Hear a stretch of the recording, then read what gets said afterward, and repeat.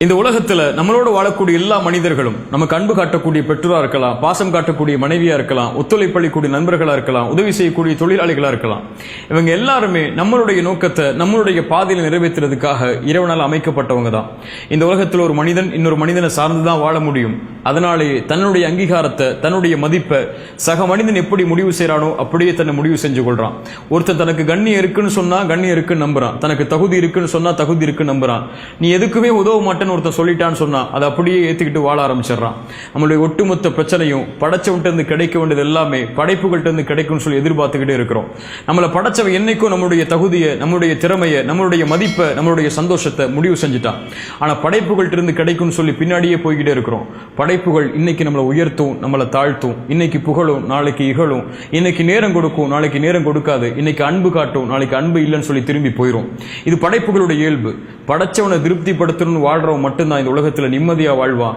படைப்புகளை திருப்திப்படுத்தணும்னு வாழ்றவன் இந்த உலகத்துல தன்னையே மறந்து வாழ்ந்துகிட்டே இருப்பான். ரசூலுல்லாஹி ஸல்லல்லாஹு அலைஹி வஸல்லம் அழகான ஒரு நிகழ்வை சொன்னாங்க. ஒரு மனிதன் வேகமா போர்க்களத்துக்குள்ள தூசி படிந்த முகத்தோட பரட்ட தலையோட போர்க்களத்துக்குள்ள வேகமா நுழைகிறான். அவனுக்கு முதல் வருஷம் தான் இடைவெளி, முதல் வருஷம் தான் கிடைக்கும், முதல் வரிசையில நிற்பான். கடைசி வருஷம் தான் அந்த போர்ல கடைசி வரிசையில நிற்பான். அந்த போர்க்களத்தில் இருக்கிறவங்கள்ட்ட உதவி கேட்பான், உதவி மறுக்கப்படும், நிற்பான். சாட்சி சொல்வான், சாட்சி மறுக்கப்படும், நிற்பான். ரசூலுல்லாஹ் சொன்னாங்க இவனுக்கு சொர்க்கம் உண்டுன்னு சொல்லி. இந்த நபிமொழி ஒரு மிகப்பெரிய செய்தி நமக்கு சொல்லுது. இவன் எதுக்காக போர்க்களத்துக்குள்ள வந்தான்? படைச்சவனுடைய திருப்தி அடையணுங்கிறதுக்காக. முதல் வரிசைக்காக வரல. கடைசி வரிசை கடைசால நிக்கிறான்னா இவன் முதல் வரிசைக்காக வரல. உதவி கேட்கிறான், மறுக்கப்படுது, இவன் உதவி ஏற்றுக்கொள்ளப்படணுங்கிறதுக்காக வரல. சாட்சி சொல்றான், நிராகரிக்கப்படுது, இவன் சாட்சி ஏற்றுக்கொள்ளப்படணுங்கிறதுக்காக வரல. இவனுக்கு முதல் வரிசையோ கடைசி வரிசையோ உதவியோ சாட்சியோ எதுவும் தேவையில்லை. இவனுக்கு தேவை படைச்சவனுடைய திருப்தி. அதை நாடி வந்தான், அது கிடைச்சா அங்க இருப்பான், அது இல்லைன்னா எது கிடைச்சாலும் அங்க இருக்க மாட்டான். நம்மளுடைய வாழ்க்கையில நம்ம போகக்கூடிய பாதையில இன்னொரு மனிதன் நம்முடைய பாதையை தீர்மானிக்க முடியாது. பிறர் நம்மளை புகழ்றதோ இகழ்றதோ, பிறர் நம்மளை உயர்த்துறதோ தாழ்த்துறதோ, பிறர் நம்மளை கருத்து சொல்றதோ விமர்சிக்கிறதோ இது நம்முடைய வாழ்க்கையுடைய முடிவு செய்யாது. என்ன ஆனாலும் சரி நம்முடைய வாழ்க்கையுடைய இலக்கை ஒரு நாள் நம்ம அடைஞ்சுதான் ஆக போறோம். ரசூலுல்லாஹி ஸல்லல்லாஹு அலைஹி வஸல்லம் 21 ஆண்டு காலம் அந்த நபித்தோழர்களுக்காக உழைக்கிறாங்க. உழைச்சு மக்காவுக்குள் நுழையிறதுக்காக அழைச்சிட்டு வர்றாங்க. மக்காவுக்குள் நுழையும் போது அந்த இணை வைப்பாளர்கள் தடுக்கிறாங்க. மக்காவில் உள்ள இணை வைப்பாளர்களுக்கும் ரசூலுல்லாஹி ஸல்லல்லாஹு அலைஹி வஸல்லம் அவங்களுக்கும் உடன்படிக்கை நடக்குது, ஹுதைபியா உடன்படிக்கை.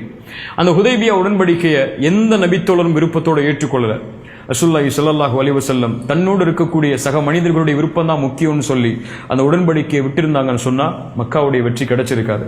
படைச்சவனுடைய திருப்தி தான் முக்கியம். படைச்சவன் என்னை ஏத்துக்கிட்டா போதும், இந்த நபித்தோழர்கள் ஏத்துக்காட்டாலும் பரவாயில்லைங்கிறதுக்காக அல்லாஹ்வுடைய தூதருக்கு இருந்த உறுதி மக்காவுடைய வெற்றியை அடுத்த சில ஆண்டுகளிலேயே வாங்கி தந்துச்சு. படைச்சவனை திருப்திப்படுத்தணும்னு ஓடுறவன் இந்த உலகத்துல வெற்றி அடைஞ்சுக்கிட்டே இருப்பான். படைப்புகளை திருப்திப்படுத்தணும்னு ஓடுறவன் தோத்துக்கிட்டே இருப்பான். நம்ம யாருங்கிறது முடிவெடுக்கிறது நம்முடைய கரத்தில் இருக்கு. இந்த உலகத்தில் 2 பேர் உதாரணம் சொல்லலாம்.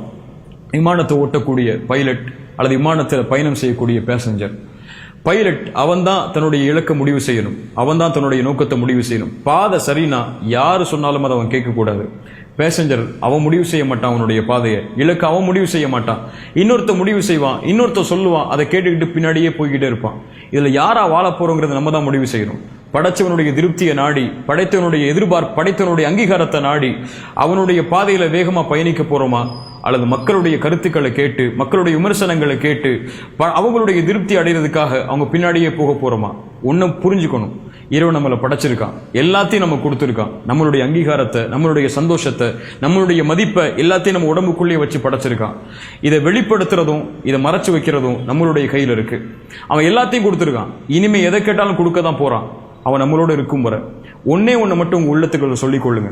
இறைவா, நான் பாவத்திலிருந்து விலகிறேன், உன்னை நோக்கி வர்றேன், என்னோட உன் திருப்தி போது எனக்கு, அதுக்காக வாழ்றேன். யார் இந்த உலகத்தில் என்னை பத்தி என்ன பேசினாலும் என்ன கருதினாலும் சரி, அதை பத்தி எனக்கு கவலை இல்லை. உன் திருப்தி இருந்தா போதும், நீ எல்லாரையும் திருப்தி அடைய செய்வங்கிற எண்ணம் நம்முடைய உள்ளத்துல இருந்தா போதும். இந்த உலகத்துல நம்மள மாதிரி வெற்றி அடையக்கூடிய மனிதர்கள் யாரும் இல்லை.